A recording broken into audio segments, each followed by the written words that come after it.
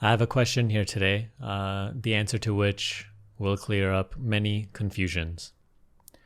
So the question is, hi Sunny, thank you for this powerful explanation. It's a comment for one of my previous YouTube videos. After viewing many of your great videos, I have one burning question. You and many other teachers refer to ourselves, the I am and awareness, as nothingness and or empty space without dimension. I was wondering if I actually can communicate with myself either during meditation or other times of aware moments during the day. Or is it always the thinker, false self, and the mind that will respond? Can consciousness interact? Does it actually only perceive or also feel my love for it and the world? I know I am my own consciousness, and that's probably making it so confusing for me at the moment. I'd really be grateful for an answer. So within this question, many things to clear up. Okay, so let's start with first and foremost, when you say that you and many other teachers refer to ourselves as the nothingness or the empty space without dimension. First and foremost, I would like to say, stick with the facts. And by facts, I do not mean any mental conclusion or belief that you have drawn based on what you have learned or read or heard, but rather the only thing that you can be absolutely, without a doubt, certain of. And the only thing in life that you can be completely sure of is the fact that I am. My being aware is the fact of my existence. Something is aware right now. I am aware right now. Even if everything that I am experiencing, thinking, feeling, all that stuff, right? Everything that I experience as the world and my body and whatnot, if all of this is an illusion, let's just say, still, I am aware. Everything that I am aware of always changes. There's not one thing that you are aware of that does not change. But I am as I am. I am aware. This sense of existing is. So in conscious experience, this is the only thing that you can truly be sure of. So here, don't go off into concepts about what that which exists, that which is aware is. Don't assume it to be the body, obviously. Don't just assume it to be the bundle of thoughts in your head. And don't assume it either or picture or imagine it to be a nothingness or an empty space, right? Let go of these sorts of concepts, but resort to your actual experience of yourself. Because it's very easy to go off into delusion about this. Whereas the sense of being, the sense I am aware, is very self-evident. It is perhaps the realest thing about your experience. So you say, I was wondering if I can actually communicate with myself, either during meditation or other times of aware moments throughout the day. Or is it always the thinker, the false self and mind that will respond? You have created many of these entities. One, you're looking at consciousness as an entity, perhaps a higher self within you somewhere, as a separate thing. Or your mind is like, no, I know it's a part of me. I know it is me, really. But you think this, you say this, but the way that you formulate the question shows that what you are sort of creating in your mind is these different entities. I am trying to communicate with consciousness as a something, as a what? As what are you trying to communicate to consciousness? And what is consciousness? Somewhere over there? Or you say, or is it always the thinker, the false self, the mind that will respond? So now from your perspective, there is also, right, the mind is also something else. So I am here, I'm trying to communicate to consciousness, show it my love. And you're saying, but is it always just the mind that's going to respond? So you are also looking at the mind. And you say, mind is something else. So then let me ask you, who is this you that is in the middle of mind and consciousness? What is your experience of that one that you are describing as this me that would communicate to consciousness or communicate to mind or listen to mind? Take a second to see what you are referring to. What does this you consist of? Is it a thought? Is it a feeling? Is it an emotion? Is it a sensation? Is it a perception? Is it an idea? Is it the body? Is it a tangible object?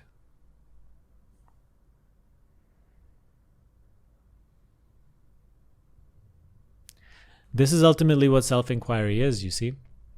Self-inquiry is not just asking ourselves repeatedly, who am I, and then just sitting on our couch and observing, but rather really being curious about this one thing. Who am I really? What am I really? All my life, I have just assumed that I'm this bundle, this package of body and these thoughts that are just running, and the story they have painted out. And so now you're taking the time to see what is it that is actually your direct experience of yourself. And that is what inquiry is. That is why we see that my experience of myself, my direct, closest experience of myself, is consciousness itself. Consciousness is prior to anything else that I believe to be myself. Being aware is my primary, at no distance from me, experience.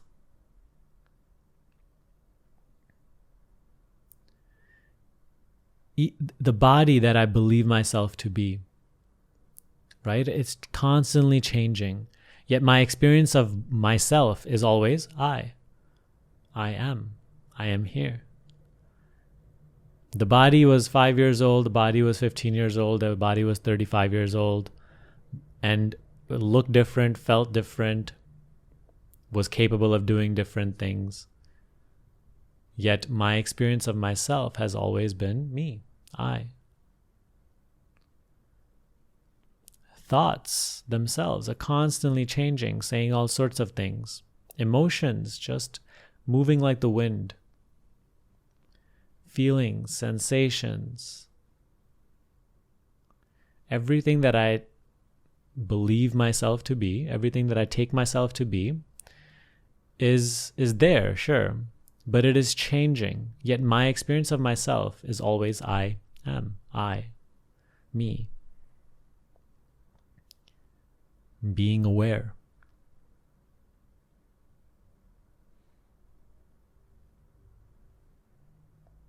At 90 years old, I'm not less aware than when I was 10.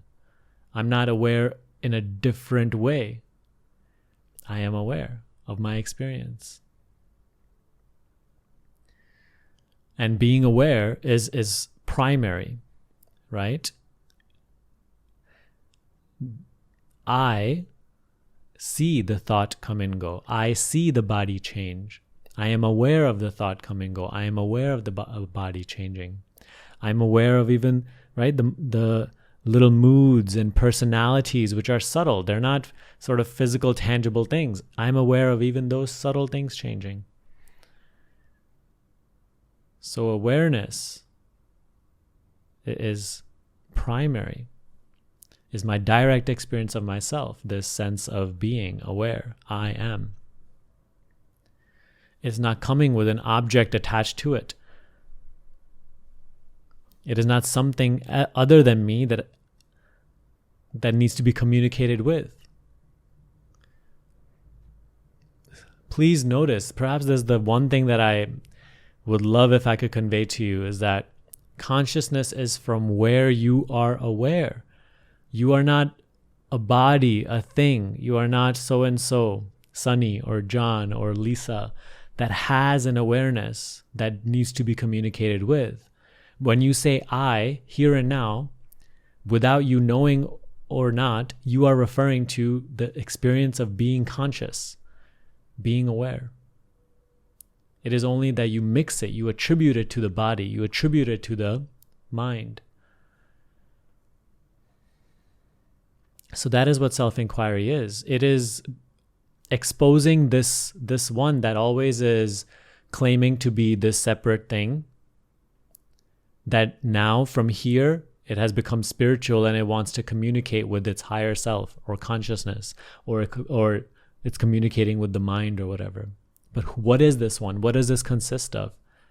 So self-inquiry is just that. It's looking into your direct experience and seeing that actually my closest direct experience of what I am is consciousness itself, within which the experience of the changing body, the changing mind, the changing world is experienced.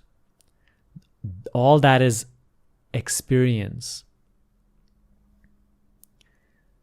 And being aware is that which makes the experiencing possible.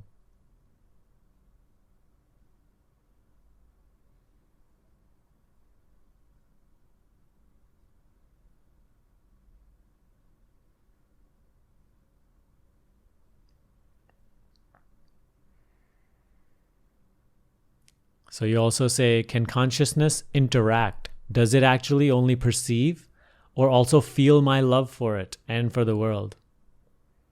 Again, you see how you're speaking as a body. You're speaking as a person who has a consciousness that they want to show love to. You as this person, are you apart from consciousness? You as this person, are you the owner of consciousness?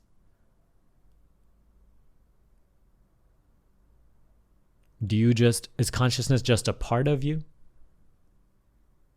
What are you, this person, without consciousness? So, who are you trying to show love to? The love of being conscious is self-love. It does not need to be shown. You need to see the falseness of this idea of being something else other than consciousness trying to show love to it. So if anything, that is to be exposed. But no, don't look at don't personalize consciousness. It's not a thing within you or outside or even as you. It's not a thing that interacts or feels or behaves or thinks. All of that you can say are experiences in consciousness, which your own idea of yourself is also just an experience in consciousness, you.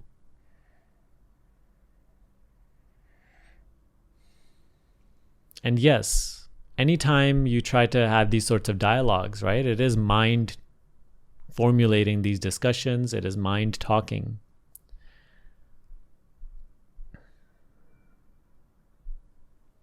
But you'll notice that the clarity of what the mind is saying, the clarity of what the mind understands, formulates, itself starts to follow that understanding that is beyond the mental level. So once you begin to truly understand that which is aware right now is not a body, it is not a mind will also begin to reflect that understanding. So the dialogue becomes more clear. The formulations, the mental understanding follows real direct understanding. But yes, anytime you speak to yourself, that's just mind speaking to mind, and bought into this illusion that I am something else. I am something, a separate entity, a person trying to connect to consciousness. So this is inquiry. You can only, the discussion and the dialogue is one part of this, but the main aspect of this is you sitting in silence, because only in silence will you build the subtle I, right? Only then will you recognize all these things. And that direct understanding will then be followed by the mental understanding, the thoughts which will formulate that. And then lastly, you say, I know I am my own consciousness. And that's probably making it confusing for me at the moment. It is a very deep personal quality to always want to own everything. Now you say you want to own your consciousness too. See, again, consciousness is not a possession that you as a person, as a body, have.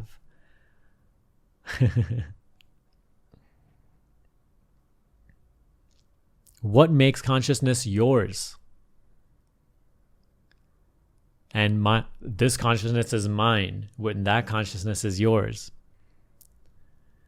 You see, one aspect of inquiry is to see if this being aware here and now, is there a form to it? Is there a shape? Is there a boundary, a definition, a timeline, a distance to consciousness? Because that is how you define something, right? That is how something becomes limited. Then you can possess it, then you can own it, then you can say it's mine or yours. But who are you going around owning consciousness? Who says that the consciousness is yours? And as what do you own it? And where do you draw the line between my consciousness, your consciousness? You see, this itself is a conceptual idea. Where does my consciousness end and your consciousness begin?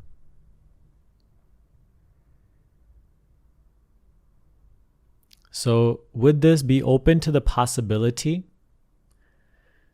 that it is not consciousness that is mine or yours, that is limited? Be open to the possibility that there is only one consciousness.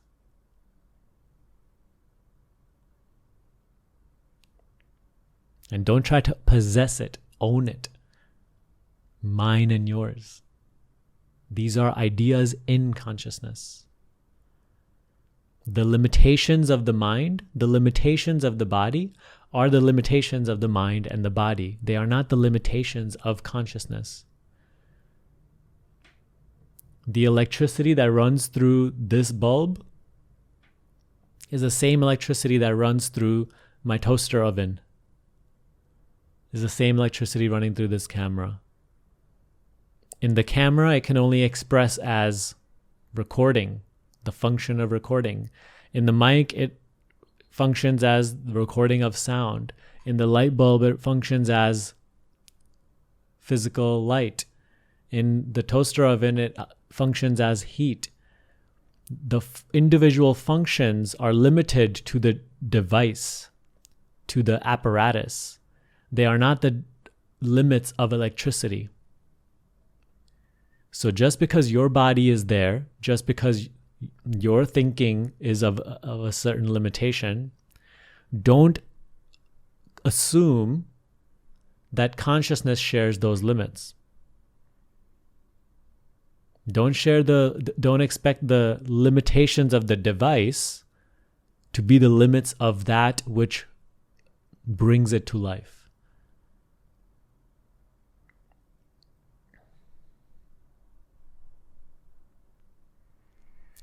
So as just a summary, first and foremost. Don't imagine consciousness to be a something, the empty space or whatnot. Go to your direct experience. Your direct experience of yourself, of consciousness, is consciousness itself, is being aware, is this sense of being here right now. Something knows I am here. So bring your attention to that. See clearly that I am. And don't create this division. Investigate, right? That is self-inquiry. And you have plenty of resources here on the channel, on my website, to help you go deeper into self-inquiry. Investigate this one that claims to be in the middle of consciousness and the mind. What is this? What does it consist of? Does it even exist? Or is this simply another idea? A concept believed in?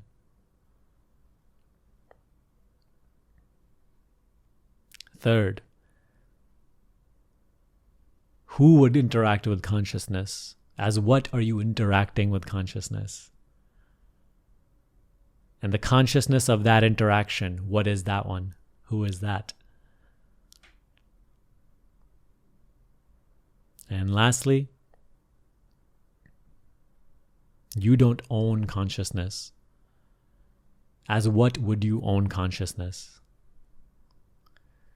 You are that. And this idea of owning, this idea of separate, is an idea, is an experience in consciousness.